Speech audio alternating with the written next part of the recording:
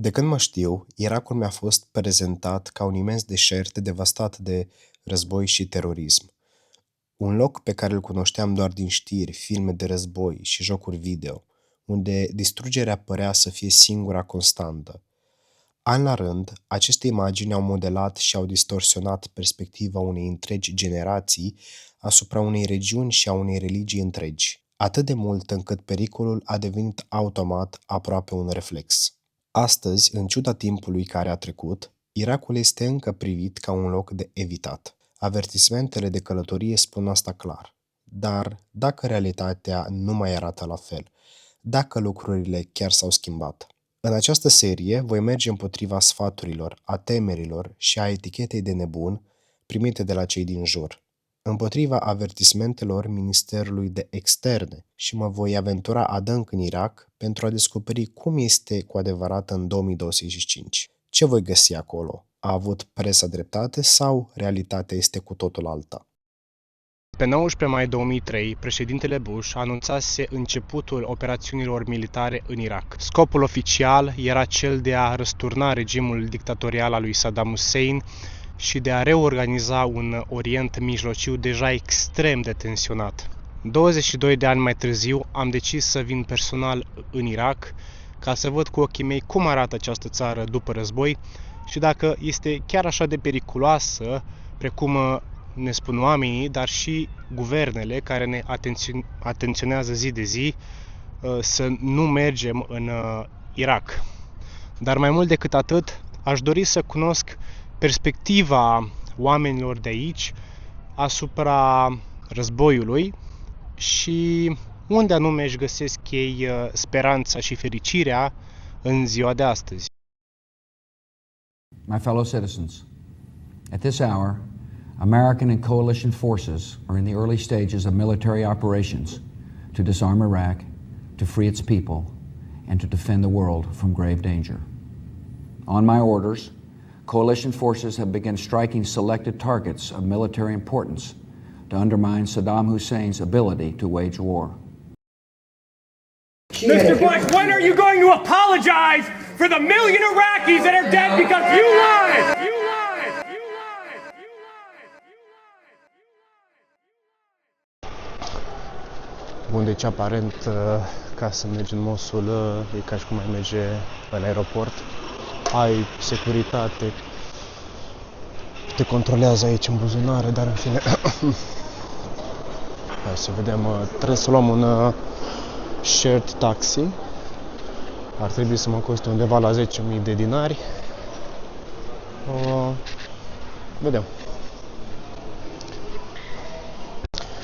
Da, și uitați aici, sunt o groază de taxiuri. Acum tot ce trebuie să fac este să cer. Să zic Mosul, Mosul, Mosul. Care ridică mâna, a lui sunt. Sunt mai... Hello, Mosul? Mosul? Mosul. Mosul. Mamă, cum strigă ăștia. Cum strigă ăștia. Mosul, Mosul. How much? Much? 10, okay. Mosul. وقرا ما بشاكر بتصويره واتامو سريدي بتصويره واتامو سري هو هون هاي ما بشاكر او Hello. Hello, hello, hello. دبرو كاكا بروتسا ويدو يتمشاكا الرزة ما تلاقي يا خونتو بارنا عراق بغداد Mosul. بغداد فيزا Yes, yes. Yes. بروسوار يلا Here? This is car. Okay, okay. Stai, stau aici. Mai bine? شوية مستعجلين بالأمر عليك. عندي اجتماعنا كله. بسم الله. يا بسم الله. Mosul now very good.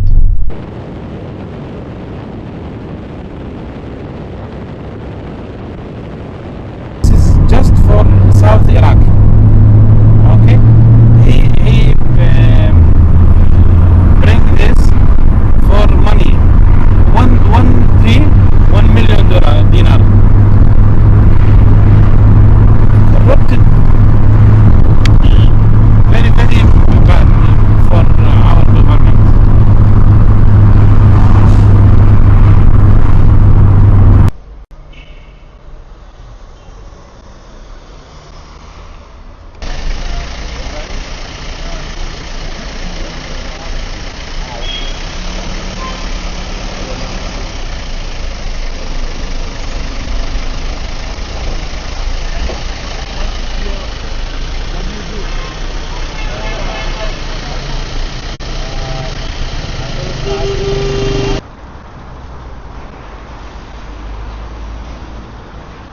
Can I go up there?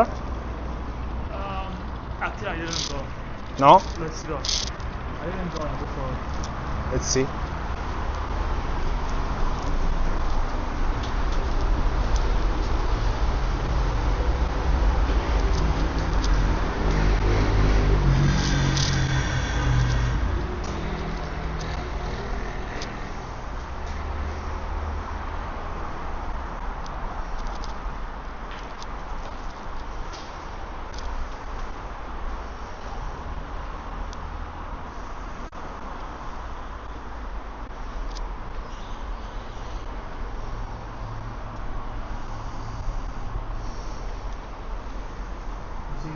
Save from mines.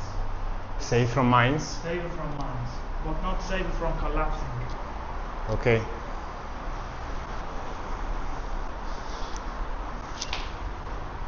Safe. Da? Deci aici putem fi siguri că nu sunt mine.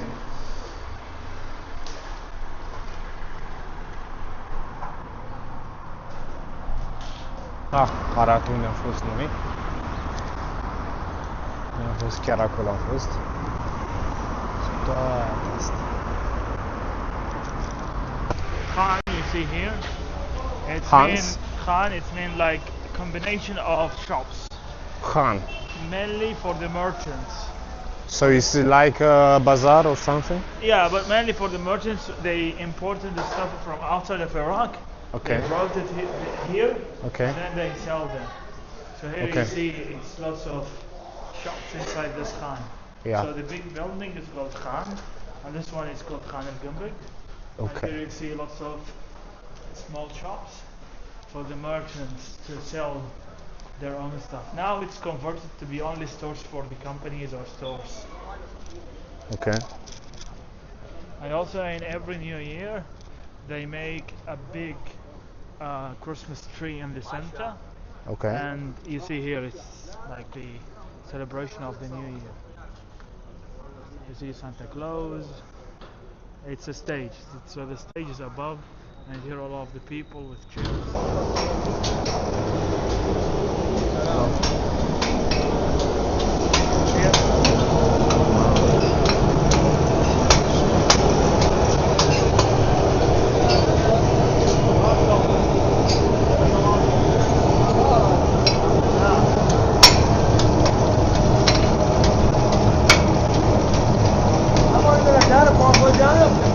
هذا يا هذا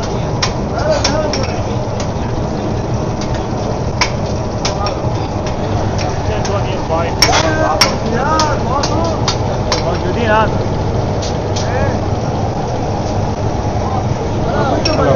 You want to go to enter there? Yeah. يا بدي يشوف هذيك تشوف Yes.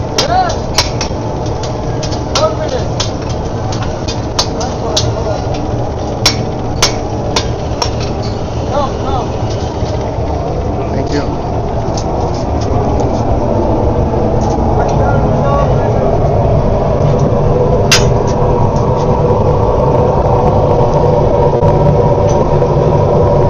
How is your name? Your name? Od. Od? Od.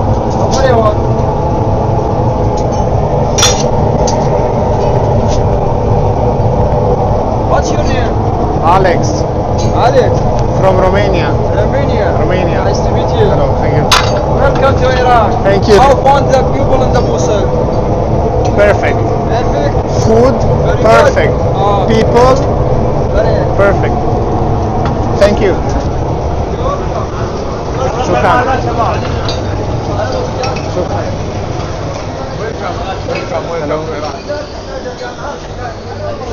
Let you know. Okay? Okay, We'll okay. all be in the cafe all of you. Ah, Here okay, you can okay. see this is it's, Oh my it's God. the pacha. They make Hello. it's a traditional Iraqi dish. It's pacha. So they put the intestine of the cow or the sheep, the goat. They put fries and meat inside, and they make it. It's called pacha. Pacha? Pacha. Pacha. Can I take a photo?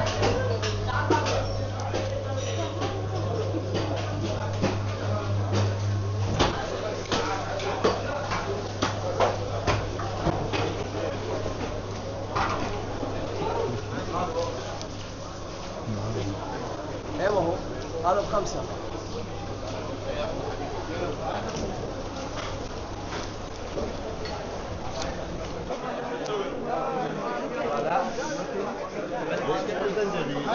أربعة آلاف.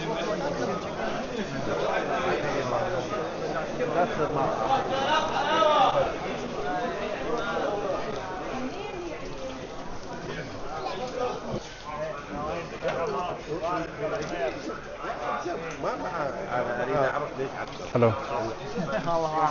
هو ضحك وفكر. لا لا لا تضحك على الاجتماعات السابقة. شكرا. شكرا. بس البارحة برشلونة فازت. فازوا؟ مع من لعبوا؟ مع اتلتيكو مدريد. ايه ايش قد فازوا؟ Hello, how are you? Fine, you?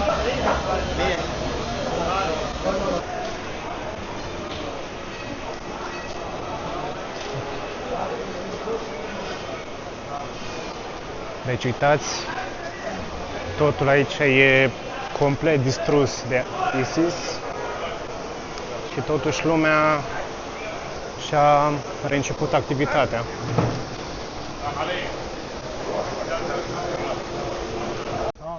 انا من جد ما جيتك باحترام بالله عليك مصطفى. ما قلت لك انت خوي بالله عليك. هذا هو. انت قلت تتكاوم. ما انت رفعت ايدك عليه هي تخاف. ما قصه تتحارش هي تخاف. من تمد ايدك تحكي وياها تخاف هي. بالانجليزي اقول لها قالت نو نو. لا ايه. هاي خذ راحتك خذ راحتك. And we were there also to help them.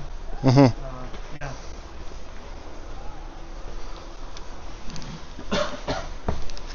Let's go to the right.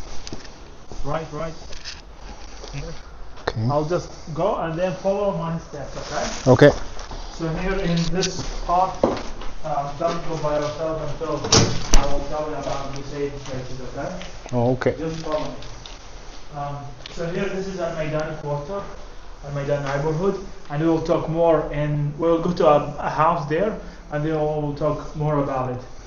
Here you can see this. It's I don't know, but it's resembling the map of Iraq. If you check it, the same as the map of Iraq. This whole. Yeah. So there's the possibility to To reconstruct the area. to encounter mines here. Yeah, you can find. Also, there's a mine here. I will show you. Okay. That's active or not? Yes, it's active. No, it didn't explode. So just follow my steps. Don't put anything. Here you can see on the ground. I will show you. Still, it's a rocket, but it didn't explode. Here, I will show you. Here, you see this? Okay. So I don't think you can maybe zoom in, but That's with a my mine. camera, you can see it in my camera. yeah. It's a rocket, but it didn't explode.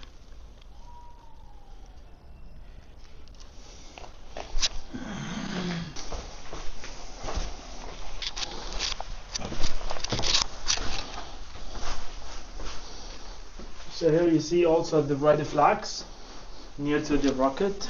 It means that it's dangerous to go there. It's 4 red flags. Yeah.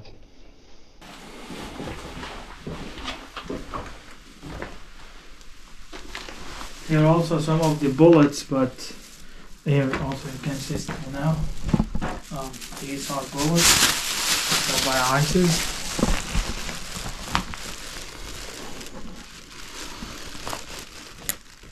I can take this on the airport, right? They will. I don't think so.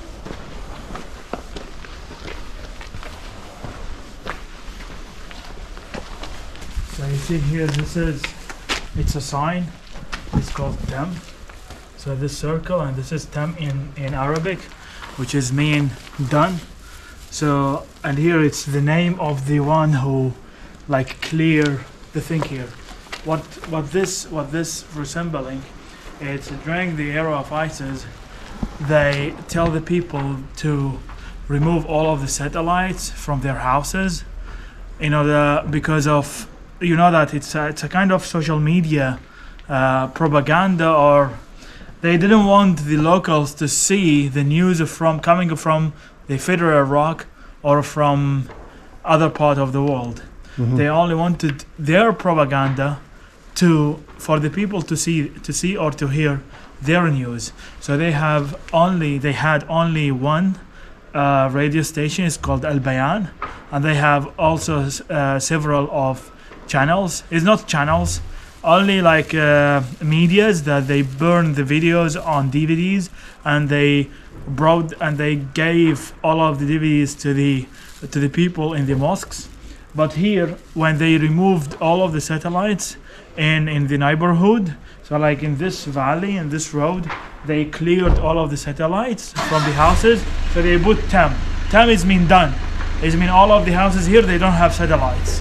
Okay. Because they didn't want the people to hear the news from federal Iraq or from other channels. Only they wanted the ISIS propaganda or news only to be heard by the locals.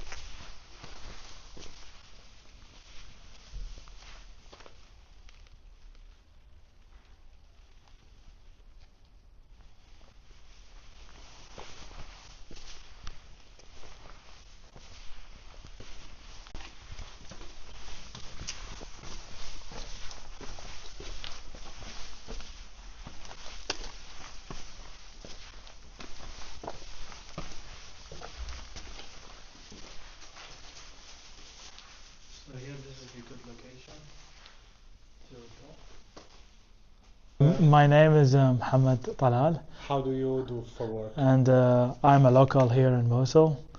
My main profession is a doctor, and I work as a tour operator in Iraq in my free time. So about this place, it's called Al Maidan neighborhood, and it is heavily bombed by the international forces. It's a coalition, because the last battle against ISIS happened here.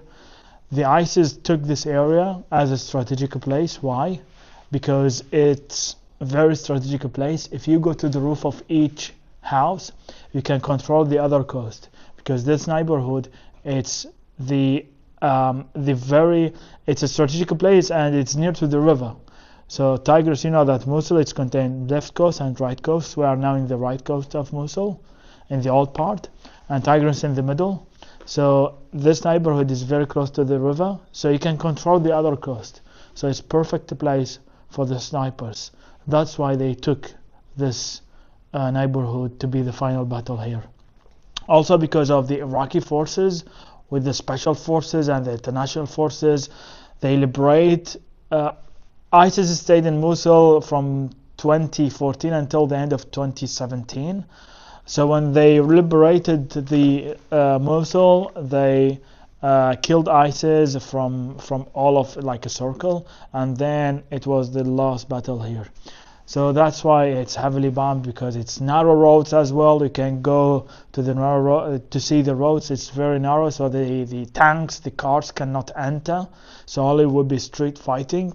Also, the ISIS made some of the hidden ways, like you can see here. It's a hidden ways in order to go from a house to another. So that's not to go from the main door. If they will go from the main door, they will be killed. So that's why they made like hidden ways in order to escape from a house to another, like routes. But about the liberation, the Iraqi forces, as I said, with the special forces, and also it was a help from. It's a term called PMF. PMF, it's the Popular Mobilization Forces. So you will hear many times maybe this name, because it's a big name and also contains some groups in this name. The Popular Mobilization Forces, or it's called the Hashd al-Shabi. Hashd al-Shabi, why it's formed, and what is the inspiration of this, let's say, this group. Mainly for, you know that Iraq contains many religions, but mainly the two top religions, it's Islam, so it contains Sunni Muslims and the Shia Muslims. Mainly the Sunnis, they live in north of Baghdad and the north of Iraq, and the south of Baghdad and the south of Iraq, the Shias. So the Sunnis in the north and the Shia in the south. The Kurds mainly they are Sunnis. So for the Shia Muslims, in the ideology of ISIS, every single Shia, they will kill them. So because they didn't consider them as they are real Muslims. So that's why if they will see the Shias, they will kill them. So at the beginning, when the ISIS took Mosul and they will be near to Samarra, and Samarra there is a shrine, it's Al-Imam Al-Askari, Imam Muhammad Al-Jawad and Al-Hasan Al-Askari shrine in Samarra. So for the Shias, it's a very big problem if the ISIS will be near to Samarra. So also to liberate Iraq from those, let's say, those bad people and those terrorists. That's why the Hashid formed. It was by a message from the Pope for the Shia. It's called Sistani. He is the Pope for the Shia, the most famous scholar. He declared a message that in every single family, at least one guy should join to the Popular Mobilization Forces in order to form and in order to liberate Mosul and Iraq from those terrorists. Because if you will not sacrifice yourself and kill those bad people, they will kill you. So you have to sacrifice yourself in order to liberate the area. So that's why the main idea of the Hashid formed, and they helped with the help of the Iraqi forces and special forces and the international forces. Mainly the Iraqis were on the ground, and on the air only the international forces, the coalition. The British ones. And British with the Americans. It's a coalition. It's like international forces. We call it. Two countries who were the most. The British and the US. So mainly the bomb, this area bombed from the international forces mainly. So when you will go from Mosul you'll go to Samarra, and then you'll go from Najaf to Karbala. So on the way from Najaf to Karbala, from Baghdad to Babylon, you will see all of the posters of those people who killed during the era of ISIS, mainly the PMF or the Iraqi army who they killed during that battle. So they made posters of all of those people who they killed during the battle. So you are saying that all these buildings were not bombed by the ISIS, was bombed by the it's international forces. But the ISIS put mines inside this area. But you know that you cannot kill all of the ISIS here until you maybe bomb this area. But mainly it's you know that it's a war, and you have to sacrifice something, because they were hidden here. And you see that if you go to the basement, this is called Rahra. So it's a very protective basement. So ISIS were hidden here. Also, the ISIS they made the people as a shield to them. So they put the families here as well, and lots of families also killed because of the bombing. You mentioned that you lived here. I lived during the occupation of ISIS. How it was? I lived during the occupation of ISIS. At the beginning, I went to Kirkuk because I was afraid. Not afraid, because I was a student in the 6th secondary student, and I wanted to do my exams. So when the ISIS came, I was doing my exams, and I wanted to just finish my exams. So I went to the government said that you have to go to Kirkuk or to other part of Iraq, federal Iraq. It's under the control of federal Iraq, not ISIS, in order to complete your exams. So I went to Kirkuk. I stayed there for 1 month almost, and then I just came back because it's something related to my family. My family stayed here, and I didn't want my family to suffer because of me. I'm the only son for my family, so I will be very worried if I will go to Kirkuk or somewhere in federal Iraq and leaving my family in a very critical life here. Why did your family decide to stay here, and why?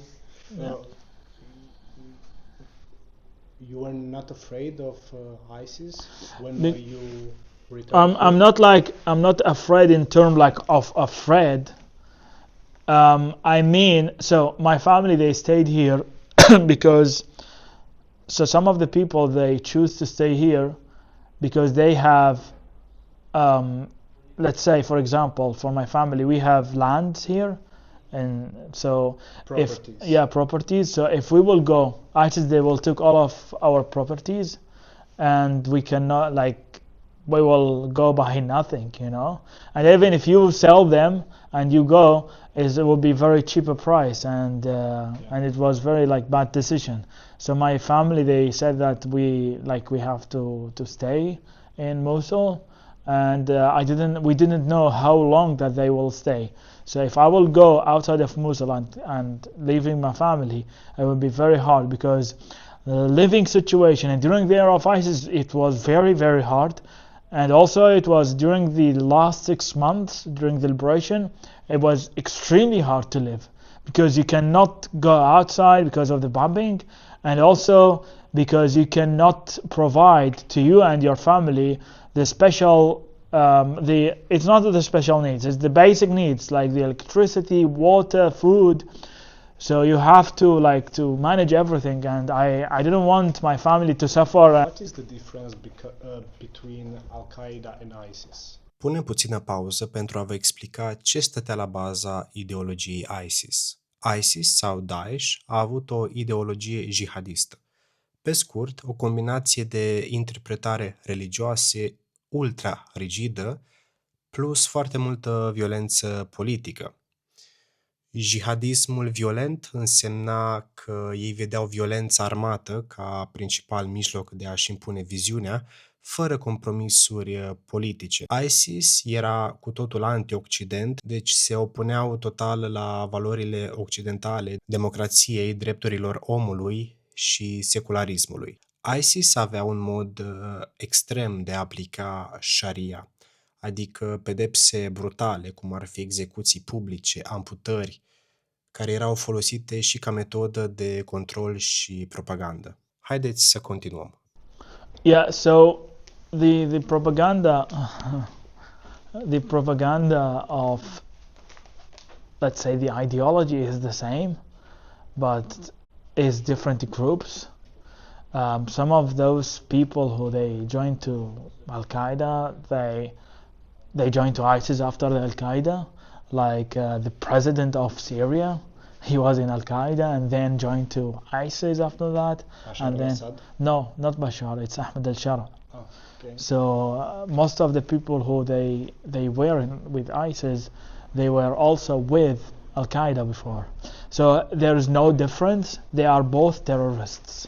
So Al-Qaeda for me is the ISIS before the invasion of Americans. After the invasion of Americans, some people of Al-Qaeda from Afghanistan and Pakistan went here. Yeah, in Iraq and Syria, and they formed the Islamic State of Iraq and Syria. ISIS, right? Yeah, ISIS. Yeah, All right. Islamic State in Iraq and Sham. Sham is Syria. Okay. So it's basically the same ideology, just different name. You see this? It's called Rahra, or the basement. For the people, they used to go during the war for protection. They used it. Also during summer, they go for sleeping because it's very cold. So the place where people hide from ISIS? Yes, it's for protection from war during the war, and they use it as a storage for the food as well. So it's called Rahra.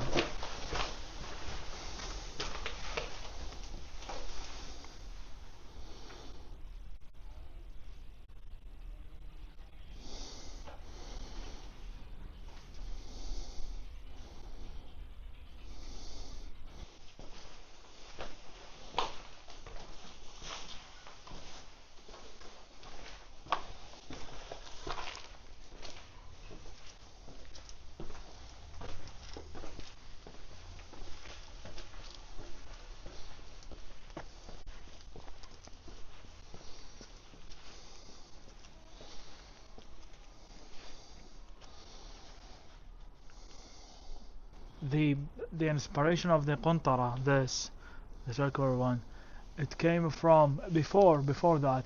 This didn't exist, and also this room, it didn't exist. All of this, it's a past without the Qantara and without this room.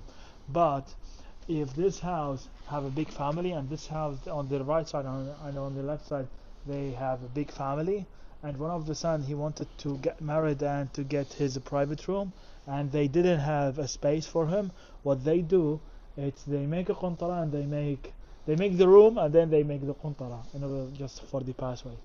But this room, it's for someone, for a family who they have a son to get married, and they didn't have a space for him, so they built a room. They built the room, and they made the Qantara.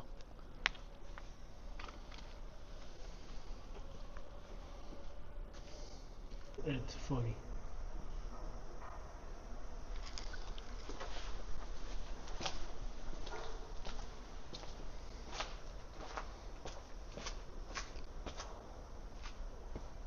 It's mentioned that the real estate of the Islamic state is mentioned Noon. Noon, it's mean Nasrani.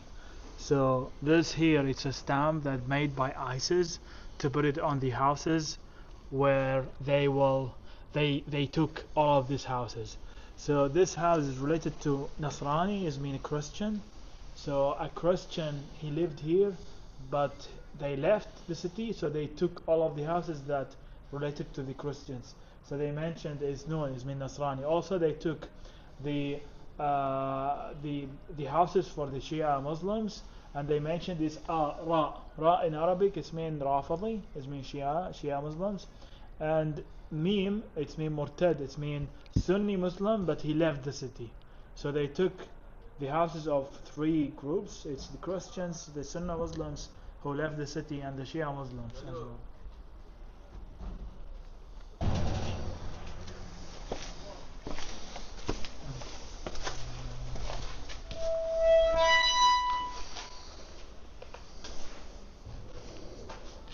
This is a church.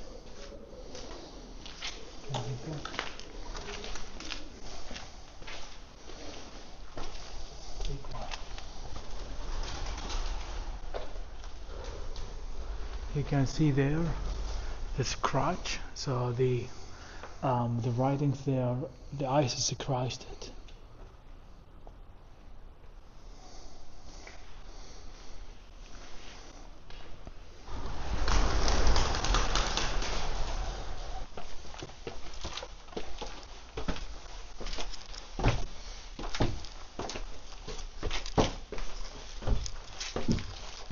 Nu e stabilă deloc scara asta. Ok.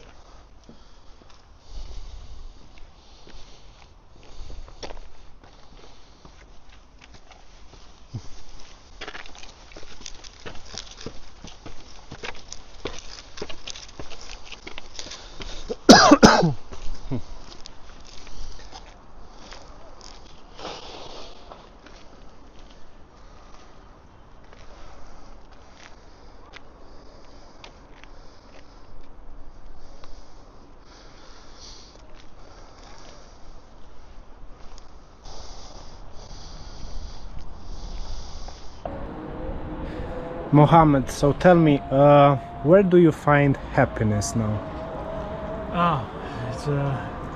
It's a complicated question. We have time. Yeah, I find happiness when I travel. I find happiness when I meet with new people. When I am on my laptop. Okay. And I find happiness when I achieve my goals. So, yeah, achieving goals is the most point of getting happiness. What are your goals in life? To be a perfect surgeon and to travel to all of the world. All the countries? All the countries.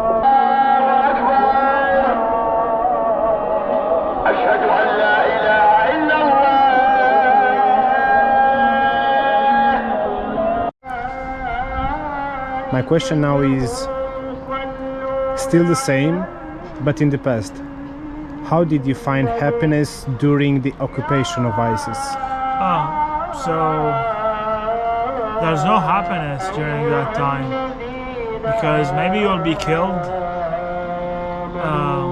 when you go on the street, maybe a bomb. So one of the most sad story that happened to me is I was in my house and I was going to my friend just to meet up with him, and my father, he told me that don't go because of bombing, and it was very tough moment. So my father refused me to go, and after just few minutes a rocket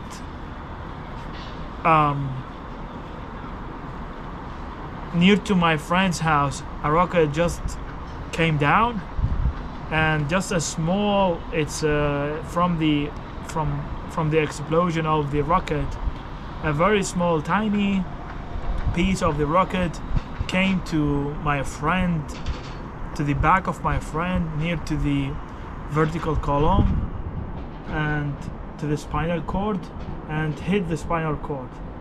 So directly he lost the sensation in his lower limbs. So after that, directly he went to Kurdistan, to Duhok, to Erbil, to do the surgery, and then the doctor said that he cannot walk again. Only with physiotherapy, maybe he will walk a little bit, but still he cannot walk because of this. So I was very sad about him, and at the same time, maybe I was blessed not to go near to his house. Maybe I would die, or maybe I would have a very serious problem with that. So the most sad thing, it's my friend, still now he is suffering, and at the same time I feel that sad about him. He is very my close friend, and at the same time I saw myself as maybe blessed that the God told me that don't go there because of my father. So yeah. So this situation, I imagine, was one of the reasons why you became a surgeon? No, because I was a medical student at that time. Okay. You say that during the occupation there was no happiness. Yes. But I imagine there was hopes. Yeah, because so you know that at the end of the tunnel, you will find the sun. What's your opinion on the Israel-Gaza situation? Well, what is your perspective as a person from Iraq? And tell me if Iraq will be affected by this war.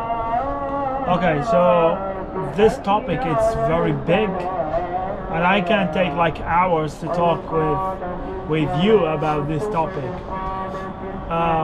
In summary, I can say that the people they don't differentiate between Judaism and Zionism, and it's a very big problem in the Middle East.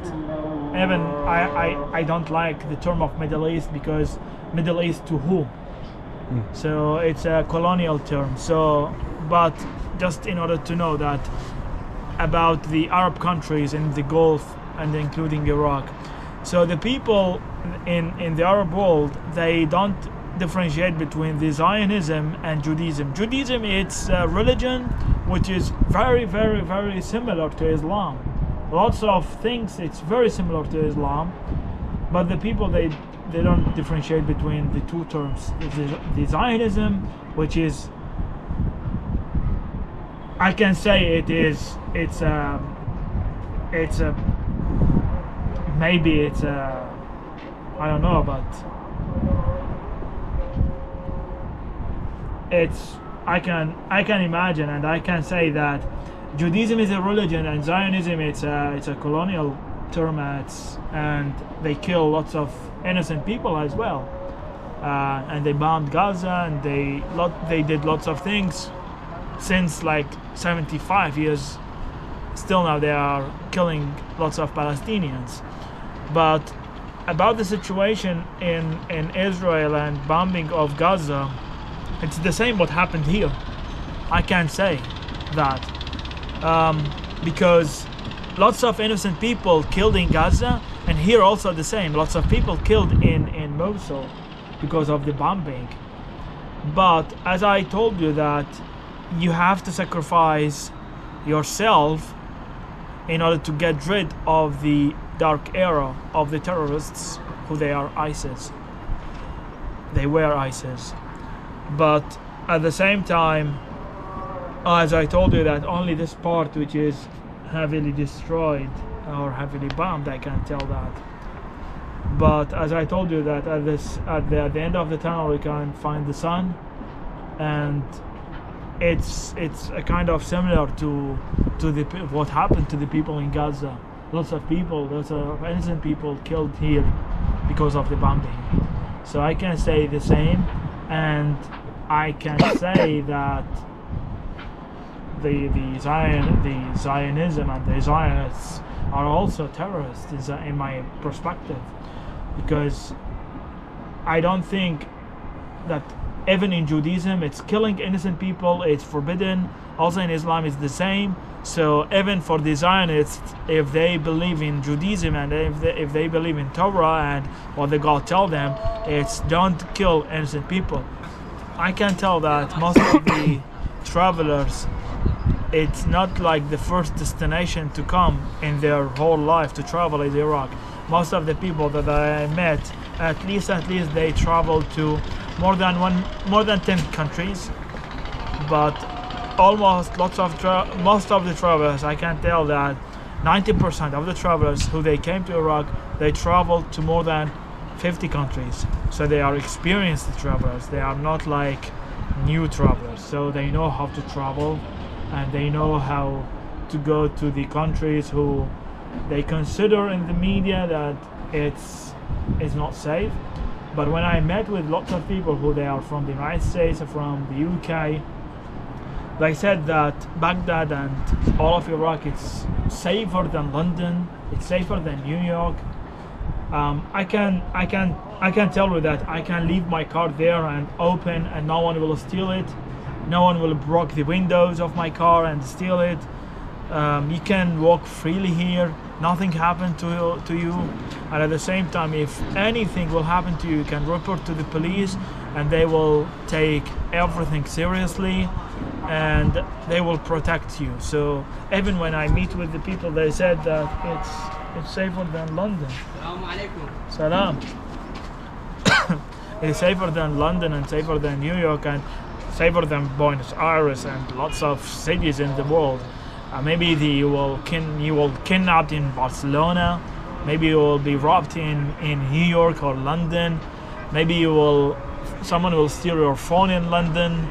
And you see all of the statistics about the people who they get lost their phones by stealing in London.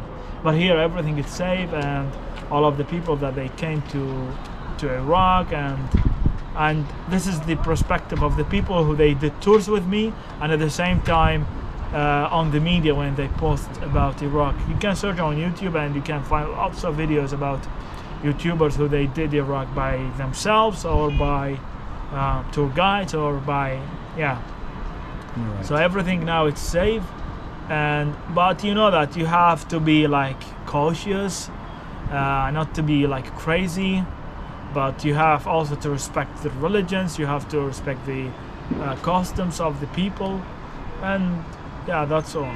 You're welcome. Mohammed. Hello. Come on. I'm full, but shukran. But I'm so full. Yes, it's. How is the name of this? Name? Yeah. Name. مسقوف ايش يقولوا له Mezguf. مسقوف شلون اجواء مدينه الموصل اجواء حلوه اجواء حلوه تخبط وشرفتنا وكلنا